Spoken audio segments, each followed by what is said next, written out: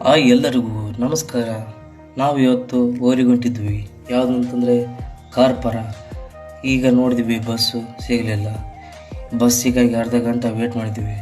ಆಮೇಲೆ ಬಸ್ ಬಂತು, ಹೋದ್ವಿ. ಪೂರ ಡೇಂಜರ್, ಯಾಕಂದರೆ ಬರೀ ಹೆಣ್ಮಕ್ಳೇ ತುಂಬವೆ.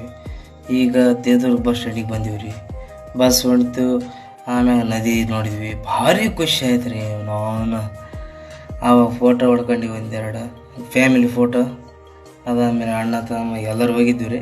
ಅದಾದಮೇಲೆ ನಾವು ಒಂದು ಸ್ವಲ್ಪ ಸೆಲ್ಫಿ ಹೊಡ್ಕೊಂಡಿವಿ. ಆಮೇಲೆ ಊಟ ಮಾಡೋ ಟೈಮ್ ನೋಡ್ರಿ, ಊಟ ಹೆಂಗೈತೆ. ಅಲ್ಲಿದ್ರು ಹೇಳ್ತಿ ಮೊಸಳೆ ಬಂದೈತಿ ರೀ. ಮೊಸಳೆ ಇಲ್ಲಿ ನೋಡ್ರಿ, ಇದೇ ನೋಡಿ ಮೊಸಳೆ. ಇಲ್ಲಿ ದೇವರಿಗೆ ಆಮೇಲೆ ಬಾಳೆಹಣ್ಣು ಪ್ರಸಾದ ಕೊಟ್ರಿ. ಆಮೇಲೆ ಫೋಟೋ ಹೊಡ್ಸ್ಕೊಂಡಿವಿ. ಅದಾದ್ಮೇಲೆ ಊರಿಗೆ ಹೋಗ್ಬೇಕಂತ ಬಸ್ ನೋಡ್ತೀವಿ, ಬಸ್ಸೇ ಇಲ್ಲ.